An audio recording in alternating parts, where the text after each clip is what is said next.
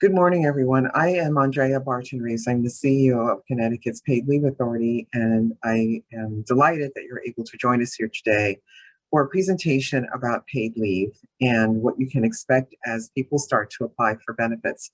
This particular webinar is focused on those that may have some experience with FMLA, but it's also a primer and a review of the basics of family and medical leave and a reintroduction for many to paid family and medical leave. So for those of you that are very conversant in these areas, it will be a review, and I ask for your patience. And for those of you for whom this information is new, we hope that it will be informative. So I'm just going to go ahead and get started and share my screen, and we're just going to get going. As a reminder, as our extraordinary executive assistant, Amber Forrest, has noted in the chat, please use the Q&A feature your questions. That way we're able to answer them directly rather than the chat. Amber will answer those questions that can be answered during the presentation, and I will answer the remainder after we're done. Okay, go ahead and share, get started. We can see your screen, Andrea. Thank you. Accept it here, let's see. Controls. And we're going to start moving. Okay, there we go. All right, so as I mentioned, this is a presentation about how paid leave will apply to your business and tools for HR professionals to use. And if you are, in fact, your HR representative for your organization or your company and you're not an HR professional, this is still applicable and hopefully useful to you. Just a little bit about me. I started this job in March of 2020. I came from a large nonprofit that supports people with intellectual disabilities and their families. I'm originally from New Jersey. I have an undergraduate degree in English, and I have a law degree from New York Law School. So we'll talk a bit about the paid leave program.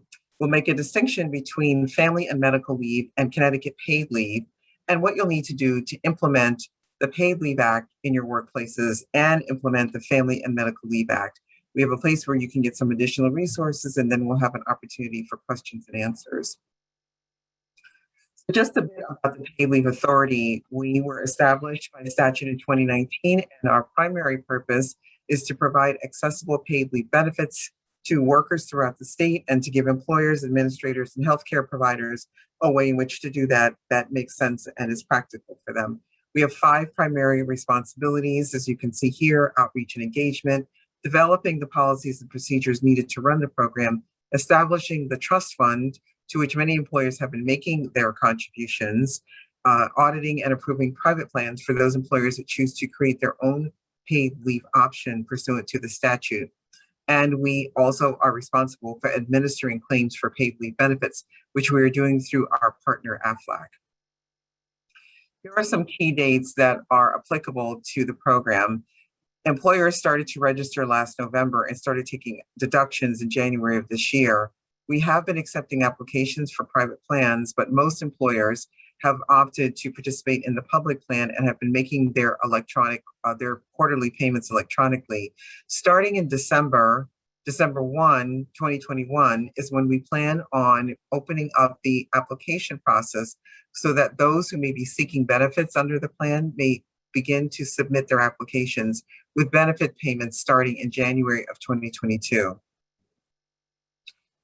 So as a review or maybe new information, let's talk about who's covered by the statute. Those who are covered include employers that have 1 or more employees working in the state. And this is very different than those who are covered by family and medical leave now. And it's also parallel to who will be covered by the paid leave program starting next year. So employers that have 1 or more employees, including nonprofits and private sector workers and employers that have unionized workforces. Those who are sole proprietors or self-employed individuals can choose to opt in, but if they do so, they have to remain in for a minimum of 3 years by statute. Those employers that are generally not covered and those categories of employees that are generally accepted from the statute include the federal government, of course, and the state of Connecticut, except for what we define as covered public employees. And the same is true for municipalities or local or regional boards of education, unless they too have covered public employees. Non-public elementary or secondary schools are exempt from FMLA and from Connecticut paid leave, and as they have been exempt from family and medical leave up until this point, since the state has had FMLA since 1996. So there are other entities that might be also exempted as a result of other federal laws, and those include railroad workers, individuals who are employed by governments of other states, those that are parts of employees of sovereign nations, which would include our tribal nations in the state, those who may engage in interstate commerce, who work in the state but don't necessarily pay income taxes here, and the spouses of active duty military members who continue to pay taxes in their home state instead of where their spouse may be deployed. A covered public employee is either a non-unionized employee of the state of Connecticut or those unionized employees who collectively bargain to opt into the program. If you are, in fact, an employee of a municipality or a local or regional board of education, if those unionized employees choose to participate through collective bargaining, then everyone who works for the municipality or the local or regional board of education is included in the program, whether they are in the union or not. And you can see at the bottom of the screen, there is a pretty expansive definition of what municipality means, including as we traditionally think about it as a town or a city, and it can also include a tourism district or a flood commission. With respect to the 0.5% that's being collected and then remitted to the paid leave authority, those contributions are managed in this way. They are essentially post-tax and they're based on FICA wages, and they're capped at the Social Security contribution limit rate, which is now $142,800. Those contributions are collected by the employer and those are remitted to the paid leave authority. We validate those contributions through information that we receive from the Department of Labor and the Department of Revenue Services and other sources. Those are contributed, those are directly deposited into the paid leave trust fund, and that trust fund is what is used to pay benefits. So now let's talk about the distinction between family and medical leave and Connecticut paid leave. So FMLA, as you'll hear me refer to it often, is the Family and Medical Leave Act. There are two versions of this act. There's a federal FMLA, which as we sit here at this moment remains unchanged, and there's a Connecticut FMLA.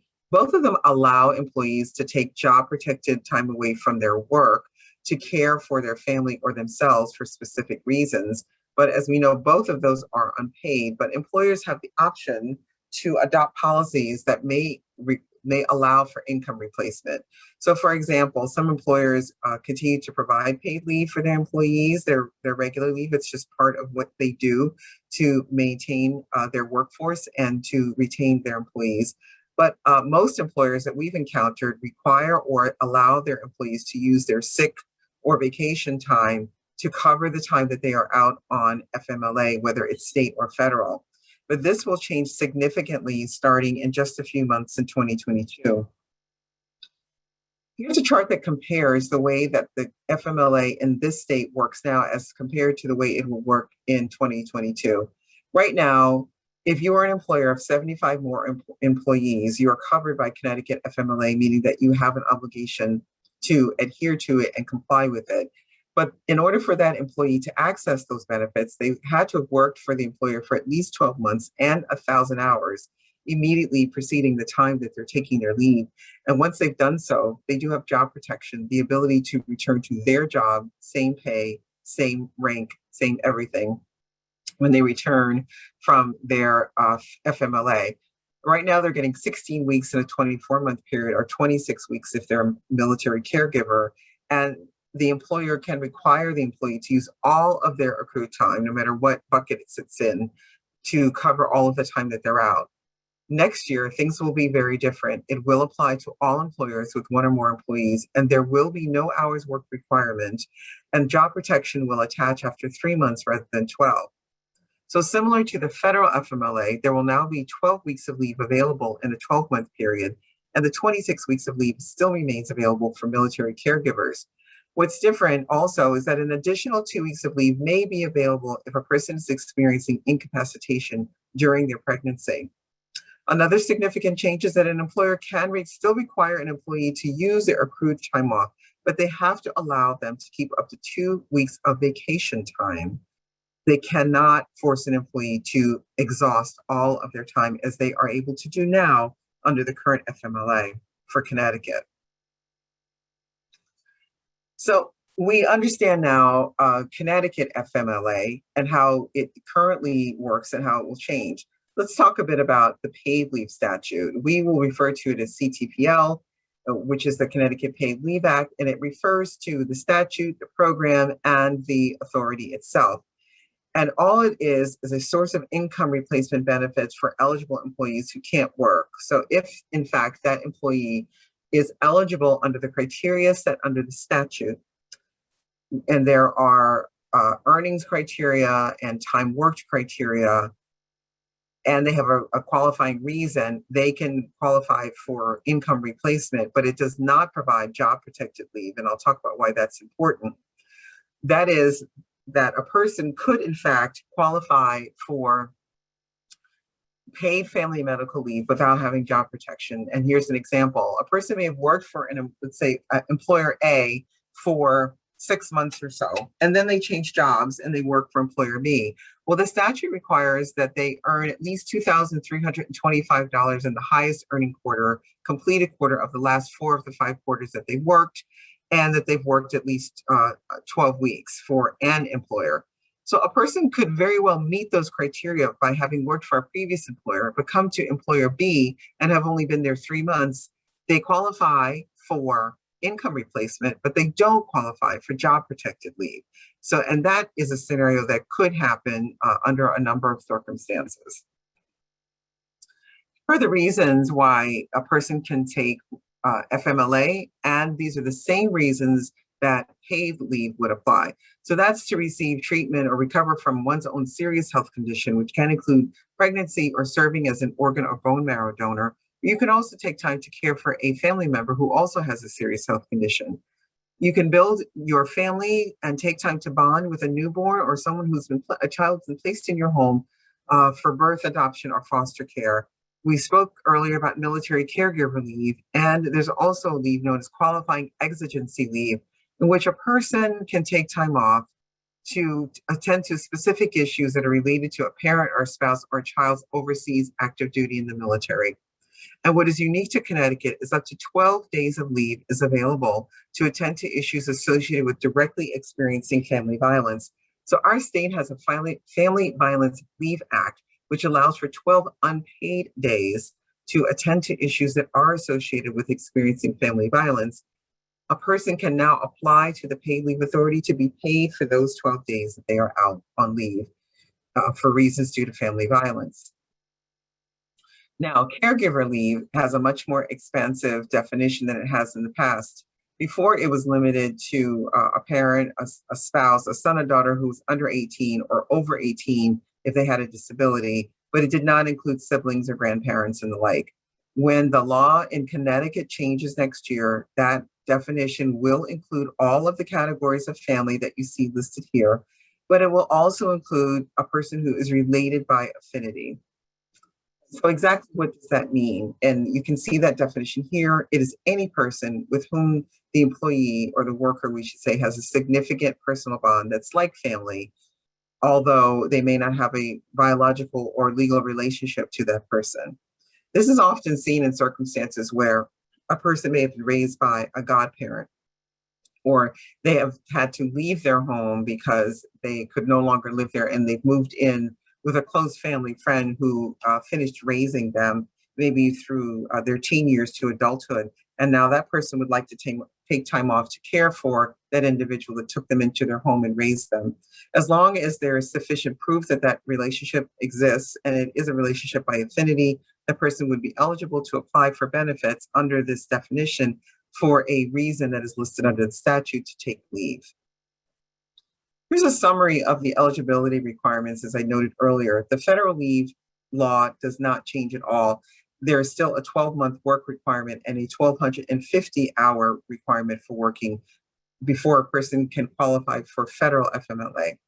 The state FMLA starting next year, we mentioned this earlier about the 3 months and the no hours worked. And finally, as I spoke of earlier, in order to qualify for paid leave benefits, you had to have earned at least $2,325 in the highest earning completed quarter of the past 4 of the 5 quarters. And that can be earned from multiple employers. And the person has to either be currently employed in the state, they were employed during the 12 weeks immediately prior to the time they applied for leave, or they're a sole proprietor or self-employed individual who lives in the state and they've opted to participate in the plan. And obviously they have to have a qualifying reason for leave and time that's available, that they've not exhausted their leave.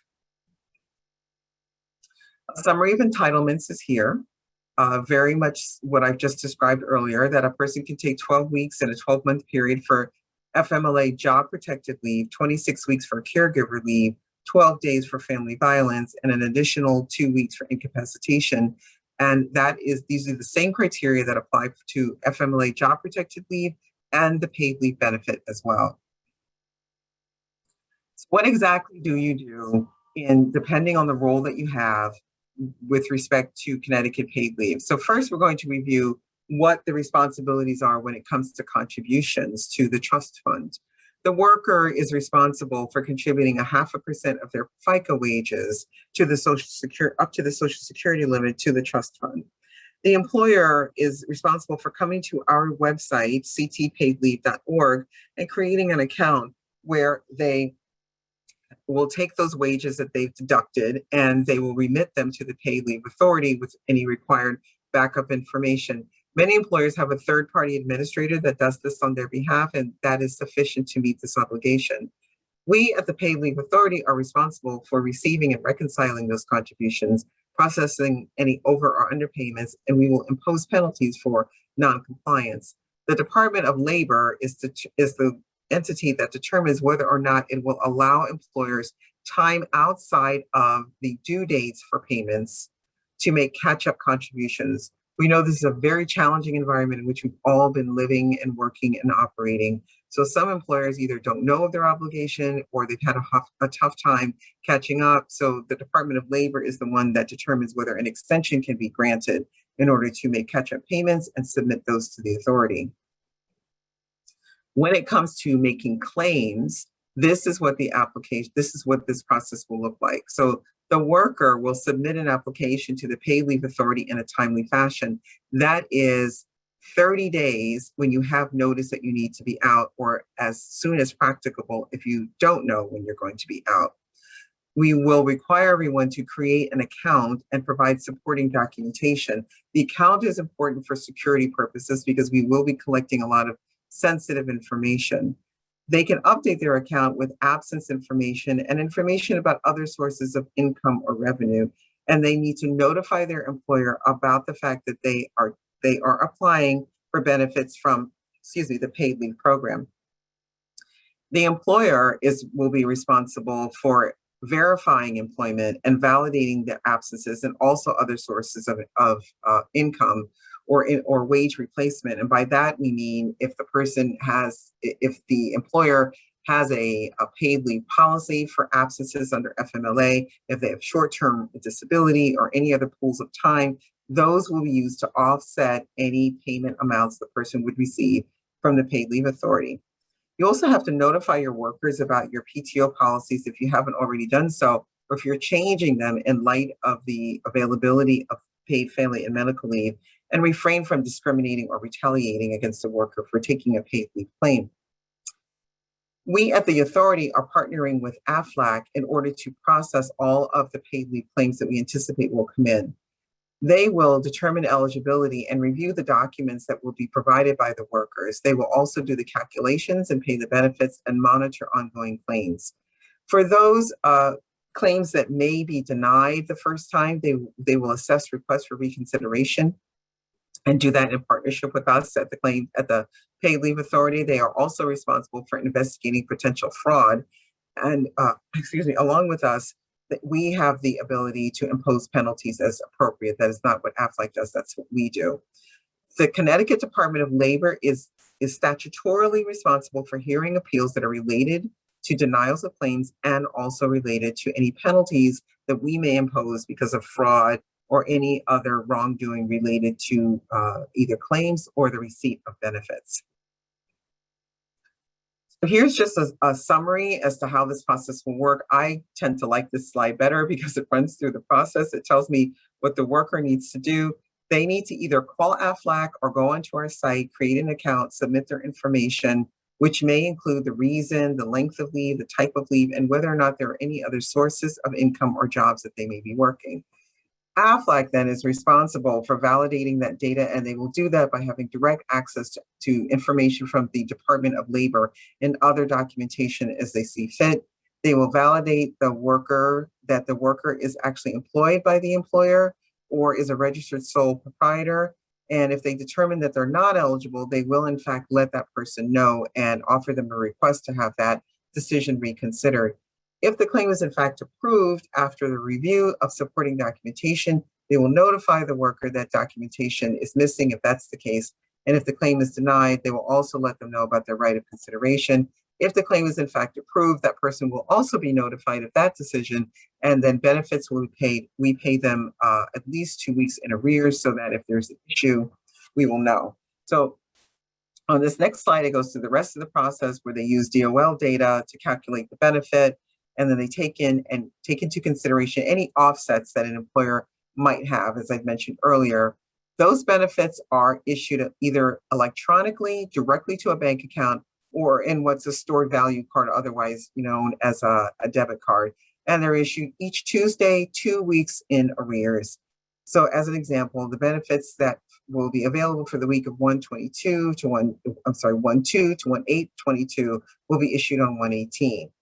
The worker is responsible for letting Aflac know if there are any changes to their circumstances that would affect their eligibility for benefits or the amount of benefits that they receive, including any changes to the time that they start or end their leave, if they've taken on another job.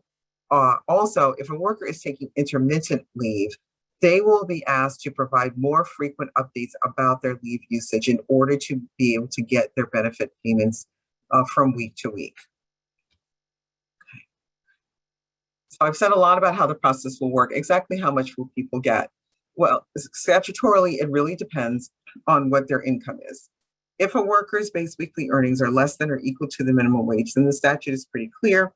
They get 95% of their covered workers' base weekly earnings. If they earn more than that, then they will get the 95% of up to 40 times the minimum wage, plus 60% of the difference between what they make and the minimum wage. So it's a pretty convoluted statutory formula, but under no circumstances can anyone make more than 60 times the prevailing minimum wage. So you can see there, it just turned, the minimum wage just was raised to $13 an hour. So no one can get more than $780 a week, no matter how much they make.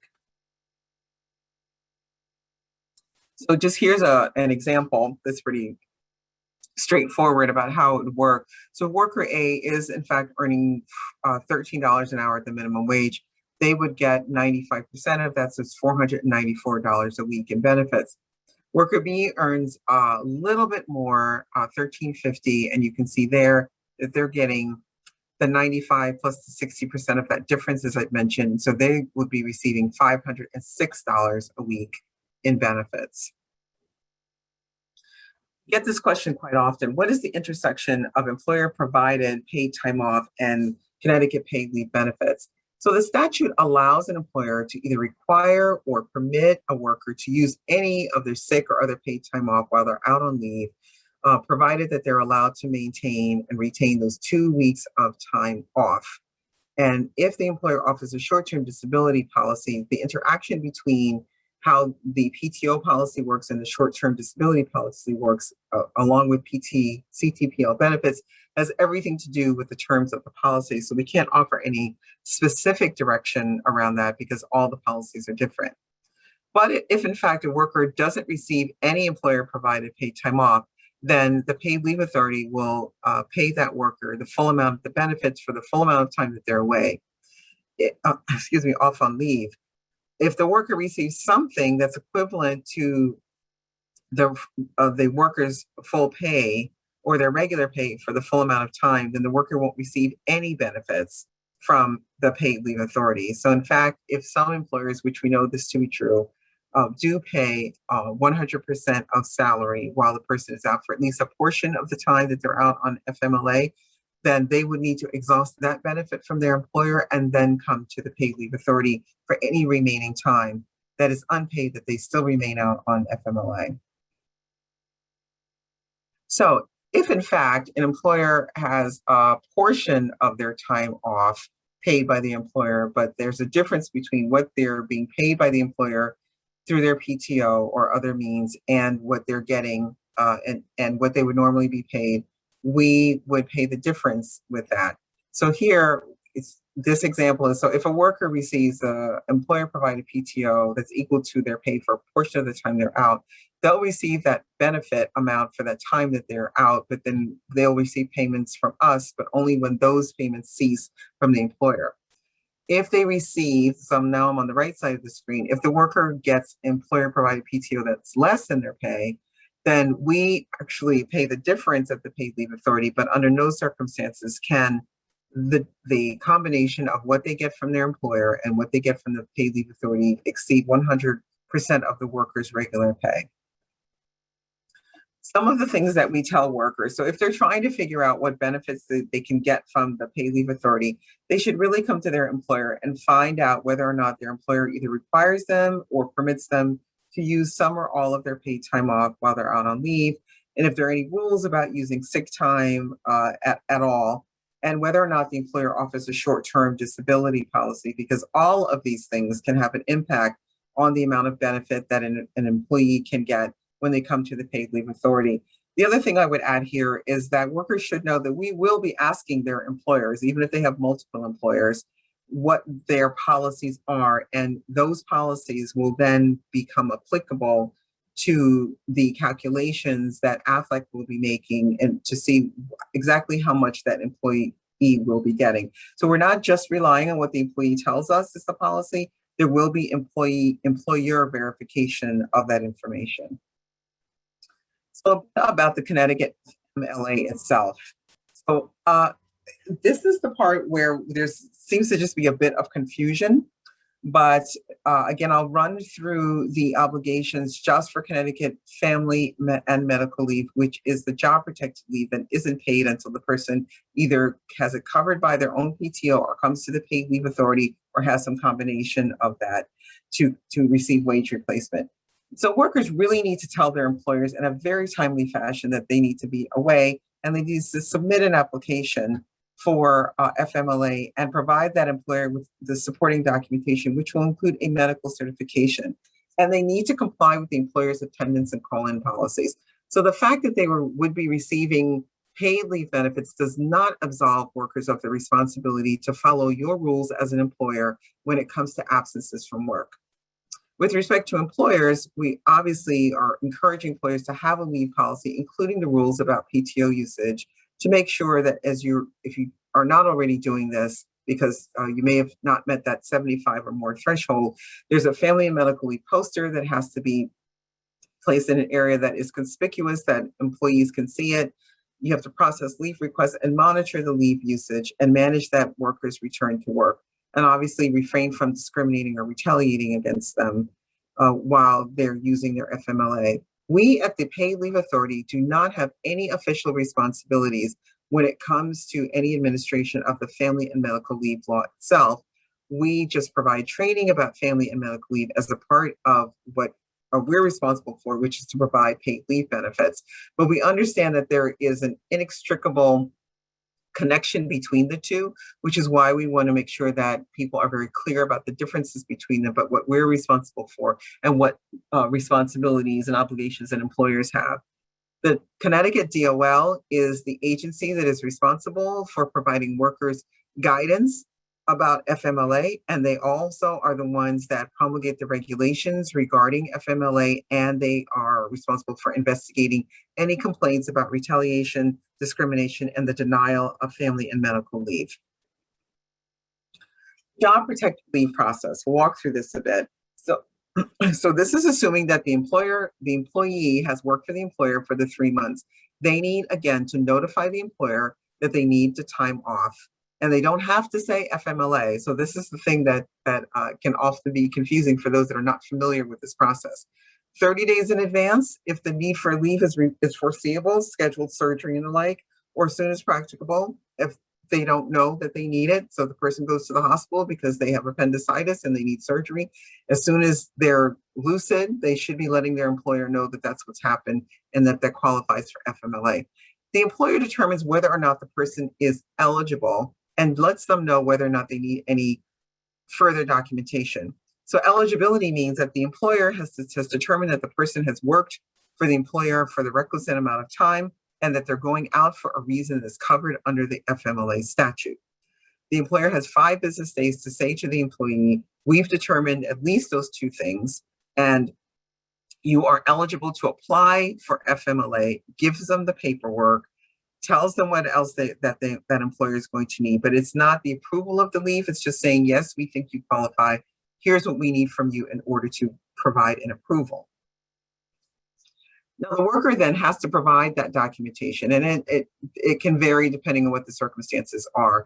And they have 15 days in which to do that. If they have problems getting that documentation to you, the employer should give the worker an additional 15 days. After that, the employer can exercise some discretion as to whether or not it wants to extend it, or if it can deny that FMLA request until the person has provided the documentation.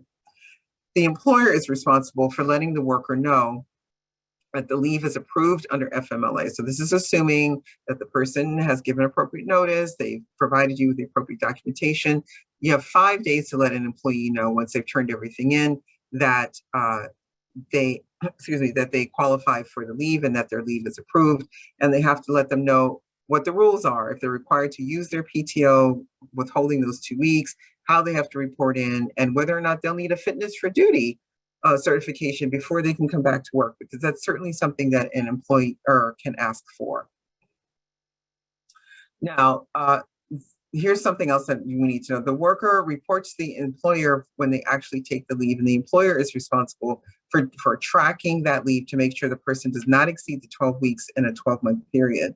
Now, when they return to work, because it's job protected leave, they come back to the job they had before the leave.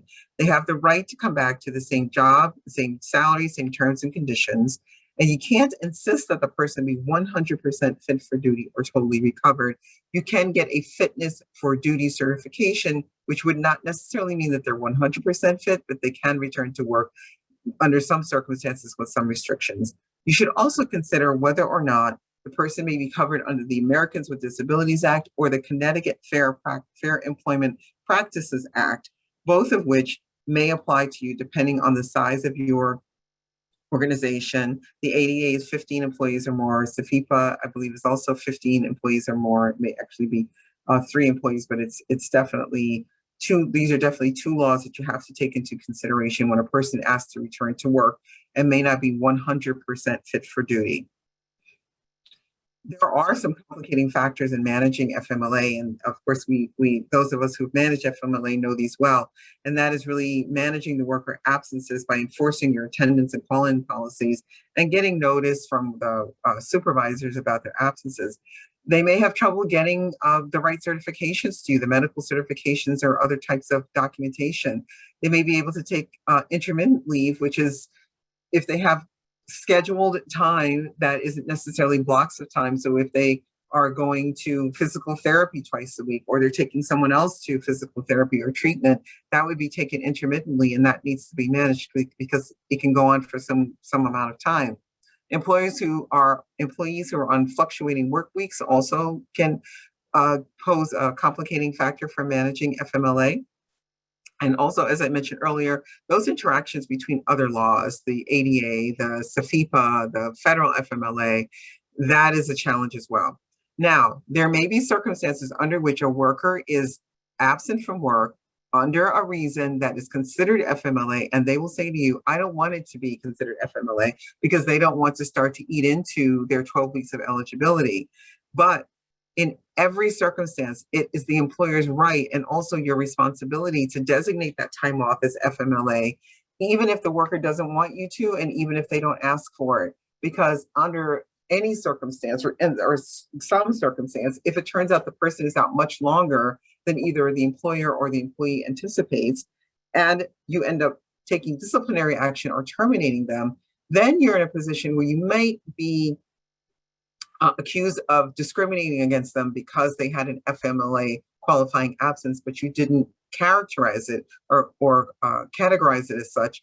And now there's a problem. So that's why it's important. So even if they ask you, say, no, I'm just gonna be out for 2 weeks. It's not FMLA, but I'm recovering from surgery. That is FMLA, and you do have to designate it as such.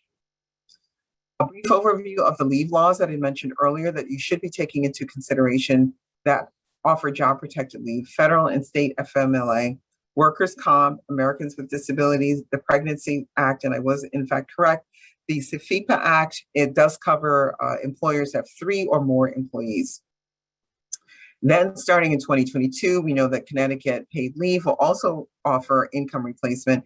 So, and workers' compensation will continue to be an option for income replacement, but anyone who is receiving workers' compensation benefits is ineligible to receive paid leave benefits at the same time. I've covered quite a bit, I realize that. I hope it's been helpful. But if there are other types of information that you'd like to access to give to your employees, we have that available on our website, which is ctpaidleave.org. And there, if you go to the employer page, there you can find an employee rights poster that specifically explains everything that I just spoke of. There's a shorter version of that that's available in what we define as the employee rack card. It's a much smaller version, but covers the basics of paid leave. There's also a fact sheet that is more of a Q&A format that might be easier for other employees depending on your workforce. But all of these are available in English and Spanish. There's also an employer toolkit. This graphic here says that this is 2020. There is an updated one for 2021 that will be loaded to the site very soon.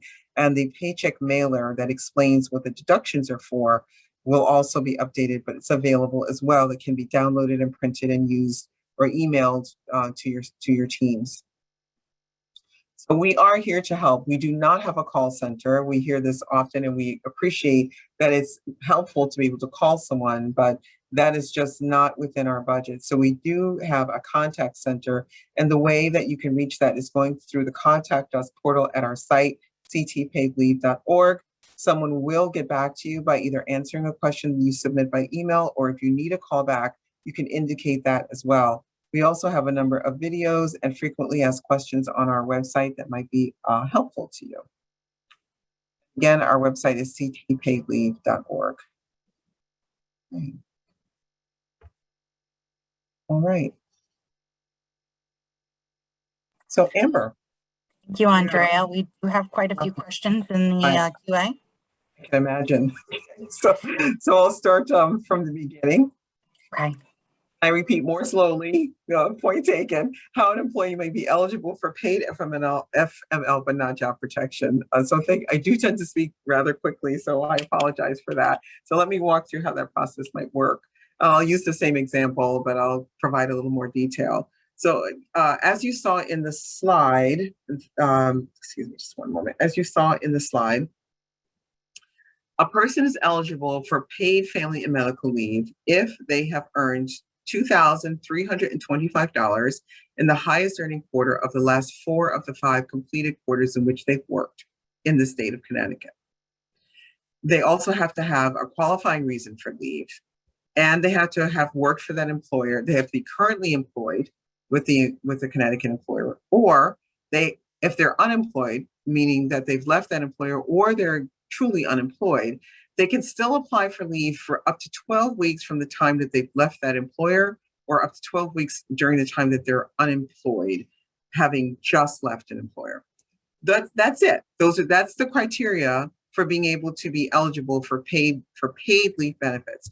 So you can imagine a circumstance where, let's say, a person has worked for employer A. They've worked there for at least 12 weeks. They've earned $23.25 in one of the highest earning quarters as we move. So we count through that, what we call the base period, the 4 of the 5 completed quarters. They have a qualifying reason for leave. So they meet the criteria for being eligible for a paid leave benefit. Now they leave that job and they go to employer B.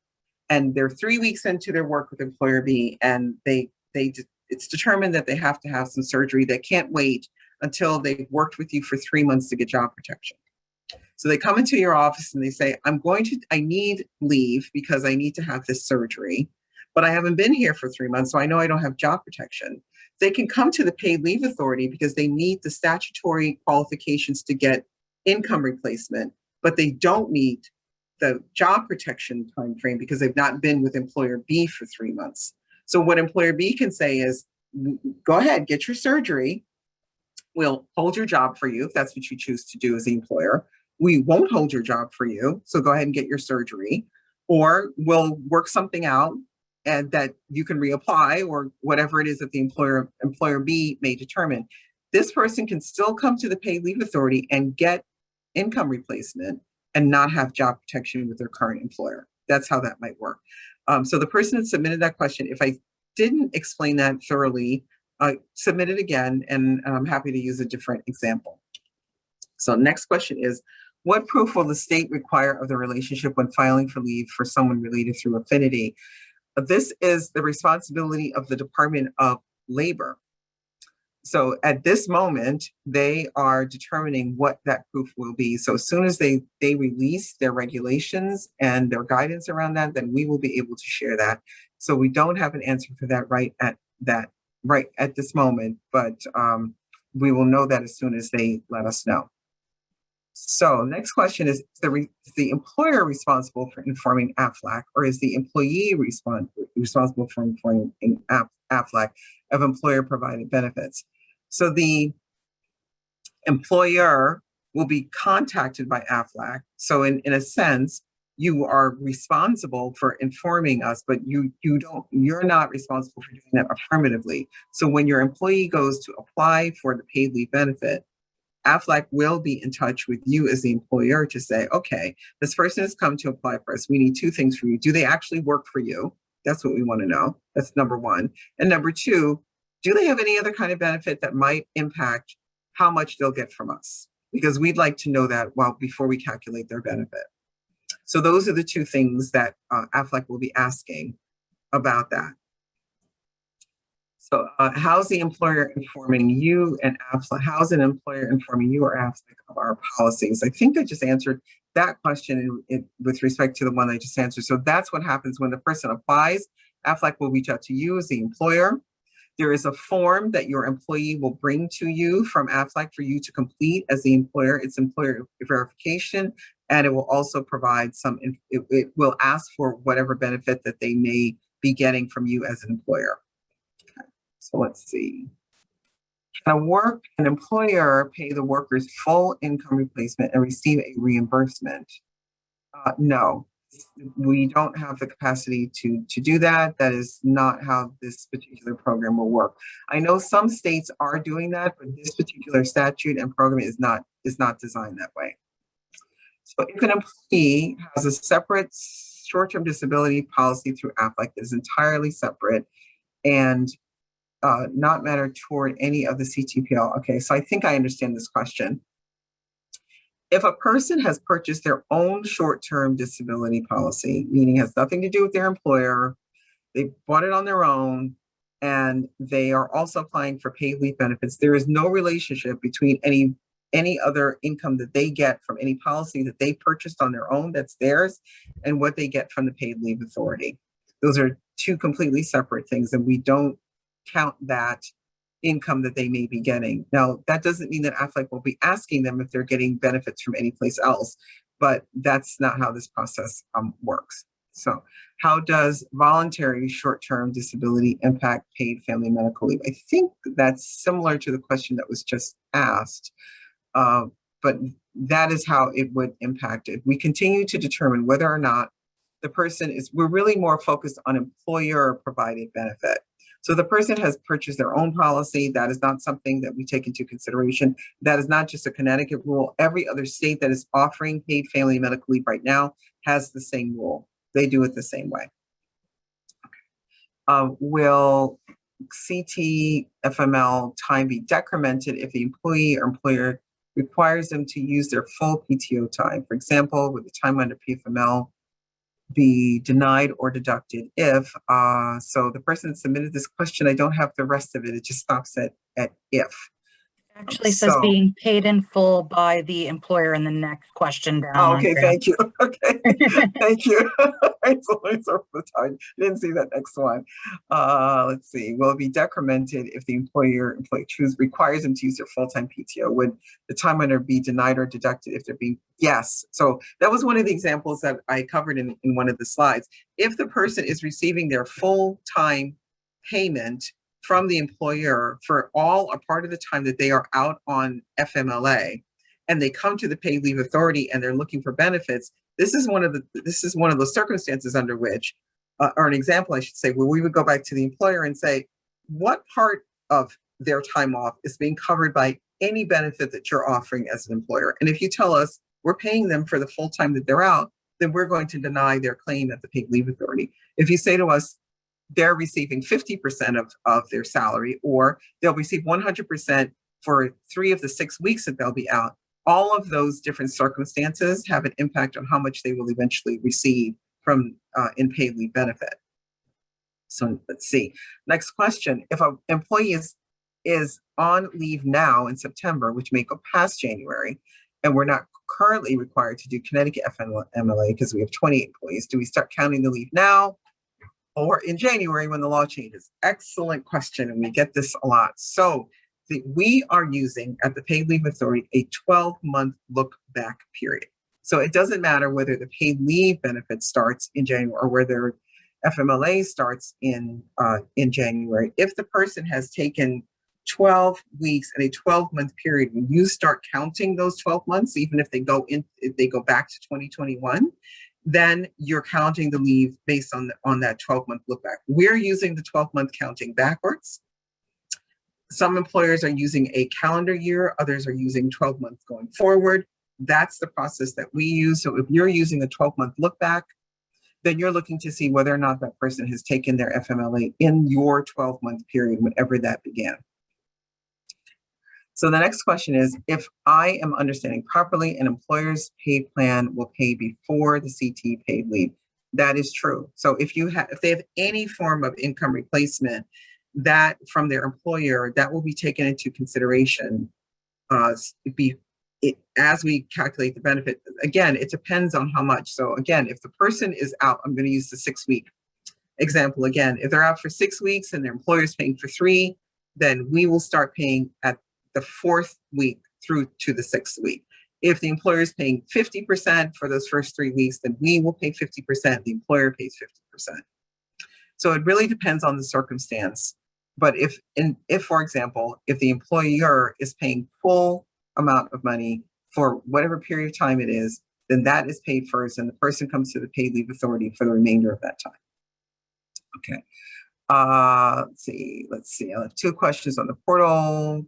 Okay. So if you could, Amber, get her information and we can check back with United Way and see what's going on with that question. Are you still there, Amber? Karen, I'm going to reach out to you separately. Okay. All right. Will the employee be able to avoid using their PTO even if the policy company mandates that all employees use PTO for any and all absences? Well, let's see. If you're giving 10 days, then you have to allow them to keep whatever your equivalent of 2 weeks is. So I don't know if we could characterize that as avoiding it, but you cannot compel them to exhaust all of their PTO. So if you're giving 10 days and you're considering that to be the 2 weeks, then that's true. Then you cannot force them to use that for their family and medical leave. They are entitled to hold on to those 2 weeks.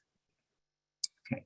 So the next question is, what if they begin to pay into mid-year, then they become eligible 12 months, 2023? Thanks for your responses. Okay, this is a great question. So people will be coming into the plan at different points in time and paying in. That is just the way that the plan works. It works that way in every state, and they would still be eligible if they've met those 3 criteria that I mentioned earlier, but they would still be making contributions to the fund. So they would not be required, if they've just started with you, let's say in September, this month, there is no obligation for them to go back and pay through January of this year, unless they've been working for another employer that is eligible. Then they've been making their contributions to that point. If they've just, like, let's say they're fresh out of college and they've just started working and they come to you in September and this is the first time that they're making a contribution, then that's just when they start. And they have the same eligibility criteria as someone who's been paying in since January. It's just the nature of how the program works. So what if a company has a 60% short-term disability plan? How would that intersect with paid leave? So it depends on the policy itself and what it determines is either the first payer or the payer of last resort. Again, not knowing specifically what the policy says, I can't give you a direct specific answer, but the way that that would work is that if the person is eligible for short-term disability, whatever portion of that policy covers some part of their income replacement, they would receive that, and then the paid leave authority would pay the difference. Okay. Are unemployment benefits paid to the employee calculated towards their quarterly income? No. Unemployment is not considered wages as defined by the statute, so that is not considered part of their quarterly income. And again, if a person is receiving unemployment, they are ineligible also to receive paid leave benefit and unemployment at the same time. How often will Aflac contact us about employer pay during an absence for each employee? So Aflac will not be contacting you beyond letting you know that someone has come to them to apply for benefits, to get any information about any offsets that might be available, and to let you know what the duration of the absence is. That is their role there. It is different than perhaps what you might experience with unemployment. It's a much more limited process in terms of notification. How long do you anticipate it will take to process the initial claim for paid leave, the time from the claim filing to the pay issue date? Right, so we're hoping that that time frame won't be any longer than 30 days, and that's the outside. But it all depends on how quickly the claimant gets their information to Aflac. So if they can get it to them fairly quickly and a decision can be made, they can get their payment within that calendar month or within that 30-day time period.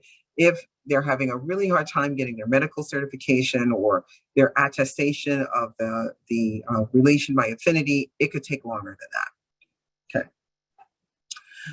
Why is the 23-25 not just looking at the previous 5 quarters? What is the significance of the 4 out of the 5?